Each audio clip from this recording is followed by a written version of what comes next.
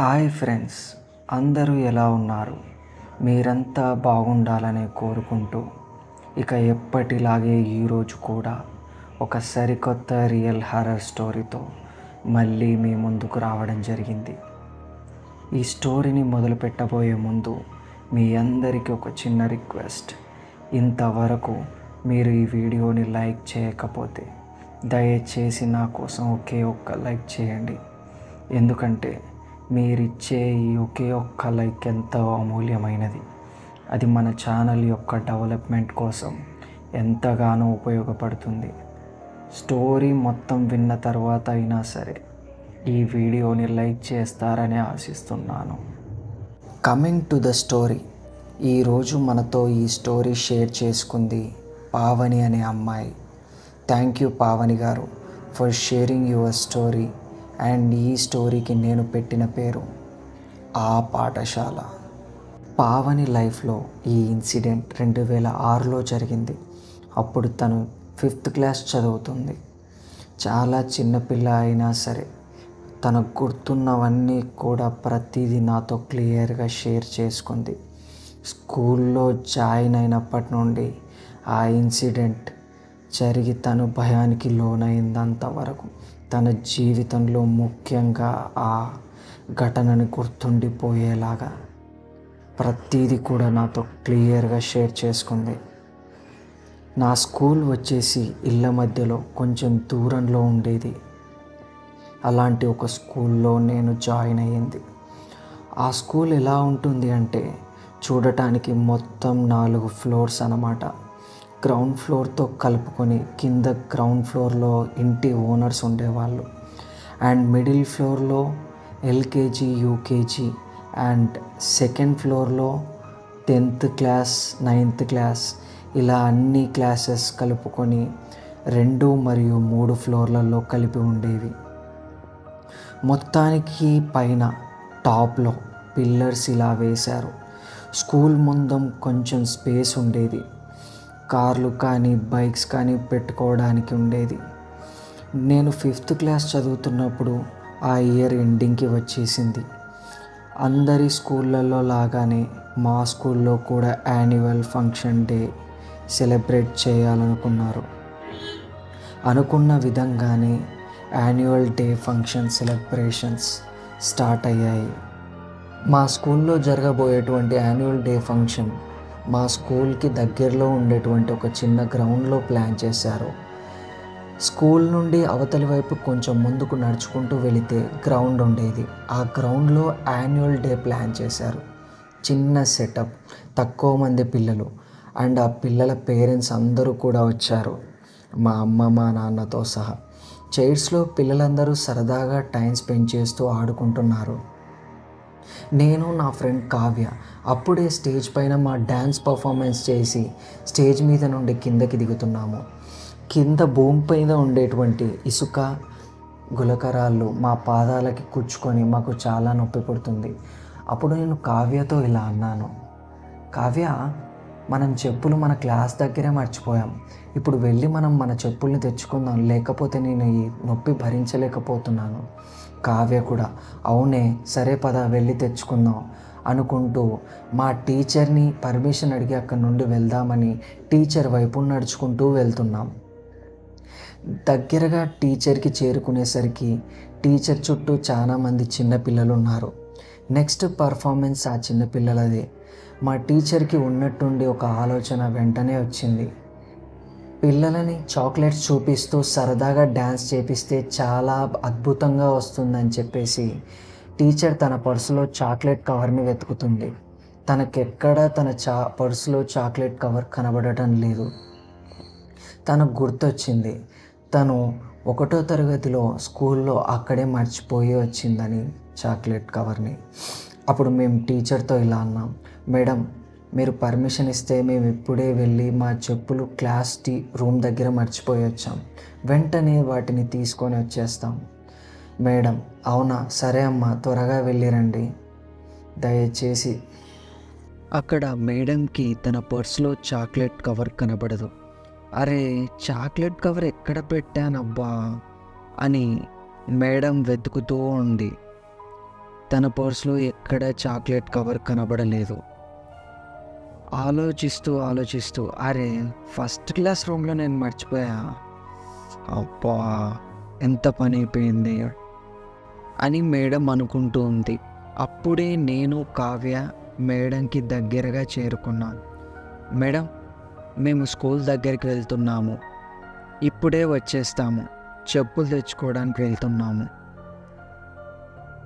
Teacher వెంటనే సరే అమ్మా వెళ్ళిరండి, కానీ త్వరగా వచ్చేసేయండి అని చెప్పింది. అలాగే ఫస్ట్ క్లాస్ రూమ్లో నేను ఒక చాక్లెట్ కవర్ పెట్టాను. అక్కడ నుండి ఆ చాక్లెట్ కవర్ కూడా తీసుకురండి మీతో పాటు వచ్చేటప్పుడు. నేను సరే మేడం అని చెప్పాను. పక్కనే మా అమ్మగారు కూడా ఉన్నారు. అమ్మా నేను ఇప్పుడే వచ్చేస్తాను, చెప్పులు వేసుకొని వచ్చేస్తాం అని చెప్పి అక్కడి నుండి బయలుదేరాం. యాన్యువల్ డే ఫంక్షన్ దగ్గర నుండి మేము వెళ్ళేంత వరకు వచ్చేటువంటి ఆ మ్యూజిక్ శబ్దాలు చాలా చిన్నగా స్లోగా వినపడుతున్నాయి. నడుచుకుంటూ దూరంగా వెళ్ళిపోతున్నాం. ఆ ఫంక్షన్కి చాలా దూరంగా వచ్చేసాం. అక్కడి పాటలు చాలా చిన్నగా వినపడుతూ ఉన్నాయి. మ్యూజిక్ని చిన్నగా వినుకుంటూ చాలా శబ్దంగా నిశ్శబ్దంగా నడుచుకుంటూ స్కూల్కి దగ్గరగా చేరుకున్నాం. ఆ ఏరియాలో ఒక చిన్న స్ట్రీట్ లైట్ కూడా ఉండేది కాదు.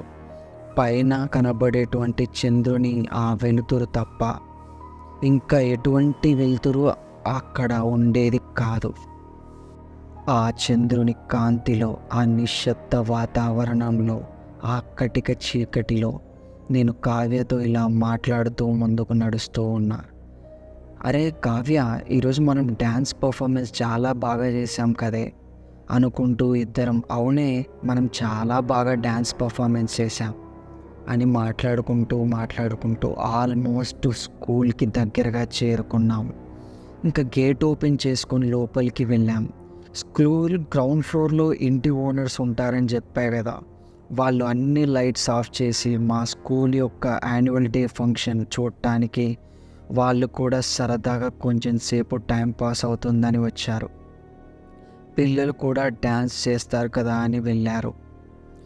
అప్పుడే ఆ స్కూల్ గ్రౌండ్ ఫ్లోర్లో ఎంట్రీ అయ్యాం. కింద ఫ్లోర్ అంతా గ్రౌండ్ ఫ్లోరే, చాలా చీకటిగా ఉంది. స్లోగా వెళ్తూ ఉన్నాం. ఇంతవరకు పైనుండి ఒక పర్సన్ చైర్స్ పట్టుకొని కిందికి దిగుతూ ఉన్నాడు. ఏంటమ్మా ఇక్కడ ఏం చేస్తున్నారు అన్నా? అది అన్నా ఇలా క్లాస్ రూమ్ దగ్గర చెప్పులు మర్చిపోయాం, తీసుకొని వెళ్దామని వచ్చామన్నా. అరే అవునా అమ్మా, ఇప్పుడే నేను లైట్స్ అన్నీ ఆఫ్ చేశాను, ప్రిన్సిపల్ సార్ రూమ్లో కూడా తాళం వేశాను. మీరు భయపడతారు, చాలా చీకటిగా ఉందమ్మా, పైకి వెళ్ళకండి, కావాలంటే రేపు తీసుకోండి, ఈరోజు పైకి వెళ్ళకండి, చాలా చీకటిగా ఉందమ్మా, మీరు భయపడతారు అని స్కూల్ వార్డెన్ అన్న మాతో అన్నాడు. లేదన్నా ఇప్పుడే వచ్చేస్తాం, మాకు అలవాటే ఈ చీకటి ఇదెంత అని చెప్పి ముందుకు వెళ్ళిపోతున్నాం. స్కూల్ వార్డెన్ అన్న మేము చెప్పిందంతా విని సరే అమ్మా అయితే నెమ్మదిగా వెళ్ళిరండి అని చెప్పి చైర్స్ని తీసుకొని బయటికి వెళ్ళిపోయాడు. మేం పైకి వెళ్ళి చెప్పులు వెతుకుతూ ఉన్నాం. అక్కడే పెట్టాం కదా, ఇక్కడే ఉండాలే అని నేను కావ్యని అడుగుతూ, కావ్య నన్ను అడుగుతూ ఇద్దరం వెతుకుతూ ఉన్నాం. ఏమైపోయాయబ్బా అది ఇది అని ఇద్దరం వెతుకుతున్నాం. చాక్లెట్ కవర్ తీసుకురావడానికి ఫస్ట్ క్లాస్ రూమ్ దగ్గరికి వెళ్ళింది. చాక్లెట్ కవర్ వెతుకుతూ ఉంది. ఆ రూమ్ అంతా చాలా చిమ్మ చీకటిగా ఉంది. తను వెతుకుతూ ఉంది, కానీ ఎక్కడా దొరకలేదు. ఇంతలోగా నా చెప్పులు నాకు దొరకడంతో చెప్పులు ఇలా వేసుకొని 5th క్లాస్ దగ్గర ఎదురు చూస్తూ ఉన్నా. ఎంతసేపటికి తను బయటికి రాలేదు. తిను ఇంకా రాలేదు ఏంటబ్బా అని నేను ఎదురు చూస్తూ ఉన్నా. అని ఒక్క అడుగు అలా తన కోసం నేను ఫస్ట్ క్లాస్ వైపు నడవసాగాను. ఒక అడుగు వేసేలోపే అంతే, ఇంతలో నా ఫ్రెండ్ అదే కావ్య ఫస్ట్ క్లాస్ రూమ్ నుండి బయటకు నడుచుకుంటూ వచ్చింది. అరే, ఎక్కడ కూడా దొరకలేదు. చాలాసేపు వెతికిన చాక్లెట్స్ కవర్ టీచర్ ఎక్కడ పెట్టిందో ఏమో అని అనింది. అలా గట్టిగా కావ్య అనింది. కావ్యకు నాకు మధ్యలో 3 తరగతుల దూరం ఉంది. అది ఒక కారిడార్. అక్కడ మాకు స్టడీ అవర్స్లో కూర్చోబెట్టి చదివించే వాళ్ళు మా టీచర్స్. మా ఇద్దరి మధ్యలో ఉండే ఈ దూరంలో, అంటే కారిడార్లో, గోడకి చేతులు పెట్టి ఎవరో చూసినట్టుగా అనిపించింది. అది చూడ్డానికి ఎలా ఉందంటే ఒక తెల్లటి ఆకారం. అప్పుడే నేను ఇలా ఆగిపోయి ఆ ఆకారాన్ని చూస్తూ నిల్చొని ఉన్నా. అప్పుడు కావ్య నా దగ్గరికి వచ్చి, అరే ఏమైంది, అలానే నిలబడి ఉన్నావని అడిగింది. అటు చూడే, అక్కడ ఎవరో ఉన్నారు అనేసరికి కావ్య కూడా అటు చూసింది. కావ్యకు కూడా ఆ తెల్లటి ఆకారం గోడ దగ్గర నుండి కార్నర్లో గోడకి చేతులు పెట్టి చూస్తున్నట్టు కనిపించింది. మేమిద్దరం ఒక్కసారిగా గట్టిగా అరిచాం. మాకు ఒంటి నిండా చెమటలు పట్టసాగాయి. నిజంగా ఎంతలా అంటే మేము వేసుకున్న బట్టలంతా తడిచిపోయేంతలా. ఒక్కసారిగా నా గుండె వేగంగా కొట్టుకోవడం మొదలుపెట్టింది. ఎంతలా అంటే నా గుండె చప్పుడు నాకే వినబడేంతలా. ఇంకా మేము గట్టిగా అరుచుకుంటూ అక్కడి నుండి, నేను కావ్య గట్టిగా అరుస్తూ పరుగులు పెట్టుకుంటూ యాన్యువల్ డే ఫంక్షన్ జరుగుతున్నటువంటి గ్రౌండ్లోకి పరిగెత్తుకుంటూ వెళ్ళాం. మా మేడం దూరం నుండి కనబడ్డారు. బాగా ధైర్యంగా అనిపించి ఇద్దరం మేడం దగ్గరికి ప్రాణాలను గుప్పెట్లో పెట్టుకుని వెళ్ళాం. మేము గుక్క తిప్పుకోకుండా మేడంకి అక్కడ జరిగిన విషయం అంతా చెప్పాము. మేడం, మీరు భయపడకండి అమ్మా, అక్కడ ఏదో చూసి భయపడినట్టుగా ఉన్నారు, అలాంటివి ఏమీ లేవమ్మా స్కూల్లో అని మా టీచర్ మాకు సర్ది చెప్పారు. అలా మేము అరుచుకుంటూ వెళ్ళినందుకు యాన్యువల్ డే ఫంక్షన్ అంతా ఆ స్టేజ్ పైన ఉన్న పర్ఫార్మెన్స్ చేసే వాళ్ళంతా మా వైపు చూడసాగారు. అలా మా వల్ల అక్కడ అందరి మూడ్ స్పాయిల్ అయిపోయింది. ఇంకా సరే అని చెప్పేసి యాన్యువల్ డే ఫంక్షన్ కూడా ఆగిపోయింది. అందరూ అక్కడి నుండి పంపించేశారు. మా అమ్మ నాన్న కూడా అక్కడే ఉన్నారు. అలాంటిది ఏమీ లేదమ్మా, మీరు ఏదో చూసి భయపడి ఉంటారని మా అమ్మ నాన్న అన్నారు. ఈ ఇన్సిడెంట్ జరిగిన తర్వాత మా అమ్మకి నేను చాలాసార్లు చెప్పాలని ప్రయత్నం చేశాను. లేదమ్మా, అక్కడ నేను ఏదో తెల్లటి ఆకారం కలిగినది చూశానమ్మా, నాకు తెలుసు, it was not normal thing. అది చూడటానికి చాలా తెల్లగా ఉంది, తొంగి చూసింది అని చెప్పాను. మా అమ్మ వాళ్ళు చాలా లైట్గా తీసుకున్నారు. ఈవెన్ మా టీచర్ కూడా. అలా రోజులు గడుస్తున్నాయి. నేను కూడా అన్నీ మర్చిపోయి చదువు పైన దృష్టి పెట్టాను. ఇలా 6 నెలలు గడిచిపోయాయి. ఇంతలో మా స్కూల్లో పనిచేసే ఆయా జాబ్ మానేసింది. ఆమె ప్లేస్లో కొత్త ఆయాగా ఒక ఆంటీ వచ్చారు. ఆమె ఎవరంటే, క్రింద ఓనర్స్ రూమ్లో ఆమె చెప్పగా ఆమె ప్లేస్లో ఒక కొత్త ఆంటీ ఆయాగా వచ్చారు. ఆమె ఎవరంటే, క్రింద ఓనర్స్ ఉన్నారు కదా, ఆ ఓనర్స్ ఇంట్లో 4 to 5 months నుండి పనిచేస్తుంది ఆ ఆంటీ, పని మనిషిలాగా. ఇలా మా స్కూల్లో ఆయా జాబ్ ఖాళీగా ఉంది అని తెలుసుకొని ఆమె జాయిన్ అయ్యింది. ఆ ఆంటీ కొత్తగా జాయిన్ అయినా మా అందరితో బాగా కలివిడిగా కలిసిపోయింది. సరదాగా మాట్లాడుతూ ఉంది. నేను 5th క్లాస్ నుండి 6th క్లాస్లోకి చేంజ్ అయ్యాను.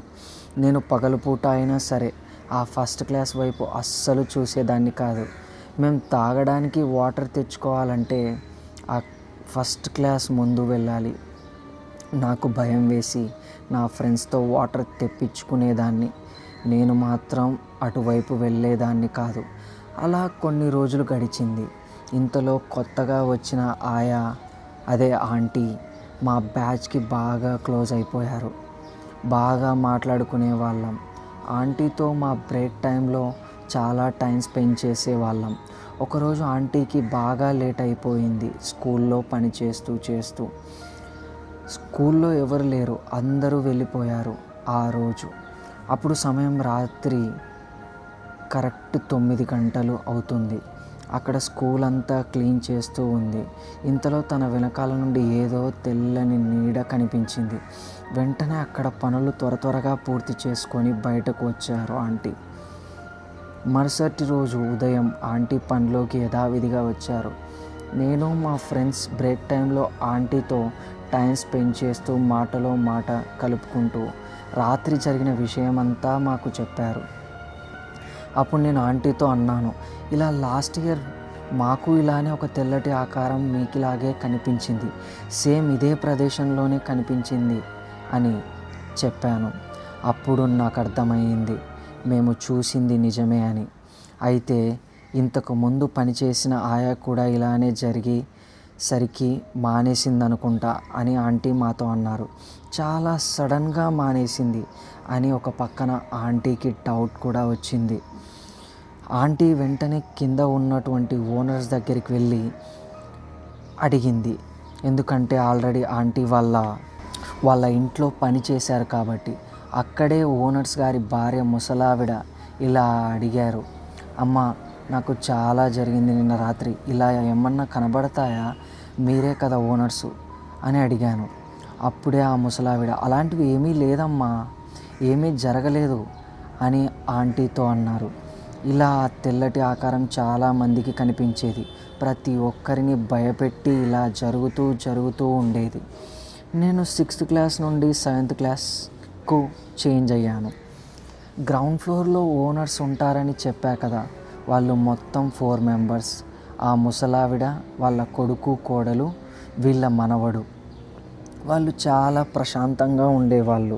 ఆ ఇంట్లో ఇంకా ఒక రోజు వాళ్ళకు ఒక పెళ్లి పత్రిక రావడం జరిగింది. అయితే వాళ్ళు వెంటనే పెళ్ళికి వెళ్ళాలని అందరూ అనుకుంటూ ఉంటారు. కానీ ఆ ఓల్డ్ లేడీ, అదే ఆ ముసలావిడ మనవడు, చదువుకునేది ఉంది, మీరు వెళ్ళిరండి, నేను వాళ్ళతో రాలేను అని అంటాడు. సరే అని చెప్పి వాళ్ళు ముగ్గురు కారులో ఆ పెళ్ళికి బయలుదేరుతారు. పెళ్ళి ముగించుకొని 2 రోజుల తర్వాత వాళ్ళు తిరిగి ఇంటికి వచ్చి డోర్స్ ఓపెన్ చేయగానే ఆ అబ్బాయి ఉరి వేసుకొని చనిపోయి ఉంటాడు. ఏ ప్రాబ్లం లేని నార్మల్గా ఉండే అబ్బాయి ఎందుకు ఉరి వేసుకొని చనిపోయాడు అనేది వాళ్ళకు అర్థం కాలేదు, అంతు చిక్కలేదు. ఆ అబ్బాయి చనిపోయిన కొన్ని రోజులకు ఇంట్లో సమస్యలు రావడం జరుగుతున్నాయి. ఆ అబ్బాయి వాళ్ళ పేరెంట్స్కి కూడా హెల్త్ పాడవడం మొదలైంది. అందరూ అనుకుంటున్నారు చేతికి వచ్చిన కొడుకు చనిపోవడం వల్ల వీళ్ళకి కూడా హెల్త్ పాడైపోయింది అని అనుకుంటున్నారు జనాలంతా. ఇదంతా మేము రోజు గమనిస్తూ ఉండేవాళ్ళం. ఎందుకంటే ఆ అబ్బాయి చనిపోయిన రోజు మా స్కూల్కి కూడా హాలిడే ఇచ్చేశారు. ఆ తర్వాత రోజు నుండి అందరం కూడా స్కూల్కి వెళ్తూ ఉన్నాం. ఈ సమస్యలు అంతా చూస్తున్న ఆంటీ ఆయా ఆ ముసలావిడకి దగ్గరగా వెళ్ళి అడుగుతుంది, అమ్మ ఏమన్నా జరిగిందా ఇంతకుముందు, మీరు ఏదో దాస్తున్నారని అనిపిస్తుంది నాకు, మీరు నాతో ఏదైనా చెప్పొచ్చు, ధైర్యంగా మళ్ళీ చెప్పండి అని ఆ పెద్ద ఆవిడని అడిగింది. ఏమీ లేదమ్మా, అలా ఏమీ జరగలేదు అని ముసలావిడ సమాధానం ఇచ్చారు. ఎన్నిసార్లు అడిగినా ఆ ముసలావిడ ఆయాకి ఆ విధంగానే సమాధానం చెప్పింది. ఇలా వీళ్ళ ఇంట్లో రోజుకి పరిస్థితులు చేయి దాటిపోతున్నాయి. ఒకరోజు ముసలావిడగా ఆయాని పిలిచి, ఇలా ఎవరన్నా ఉంటే చూడమ్మా, మా పరిస్థితి ఏమీ బాగోలేదు అనేసరికి ఆయా ఆంటీ ఒక పంతులు గారిని ఇంటికి తీసుకొచ్చింది. ఆ పంతులు గారు మొత్తం ఇల్లంతా చెక్ చేశారు. అప్పుడు ఆ పంతులు ముసలావిడి దగ్గరికి వచ్చి, నిజం చెప్పండి అమ్మ, ఇంతకుముందు ఇక్కడ ఏమన్నా అనుకోని సంఘటనలు జరిగాయా అని అడిగాడు. ఆ ముసలావిడ, నాకు ఒక మనవరాలు ఉండేది, తను ఒక అబ్బాయిని ప్రేమించింది, మేము ఆ ప్రేమను ఒప్పుకోలేదు, మాకు ఆ అబ్బాయి కూడా నచ్చలేదు, వాళ్ళ క్యాస్ట్ వేరే అని మేము ఎవ్వరం కూడా అంగీకరించలేదు. అప్పుడే మేము ఈ బిల్డింగ్ కన్స్ట్రక్ట్ చేస్తున్నాము, కింద ఫ్లోర్ ఉంది, పైన కూడా రెంట్కి ఇద్దామని మొత్తం కన్స్ట్రక్షన్ జరుగుతున్న ప్లేస్కి వెళ్ళి వచ్చేసరికి తను కిరోసిన్ పోసుకొని నిప్పంటించుకుంది. ఇక్కడే ఈ ఇంట్లోనే. అలా ఆత్మహత్య చేసుకొని ఈ ఇంట్లోనే ఈ బిల్డింగ్లోనే తను చనిపోయింది. మేము కూడా ఎంతో రోదించాం, బాధపడి సైలెంట్గా తనను తీసుకువెళ్ళి పూజ చేశాము. తను అలా చేసినందుకు మాకు చాలా కోపంగా ఉంది. తన పైన మాకు ద్వేషం పెరిగిపోయింది. తనకు ఎటువంటి పూజలు, పిండ ప్రదానం, ఆత్మశాంతి కూడా చేయలేదు.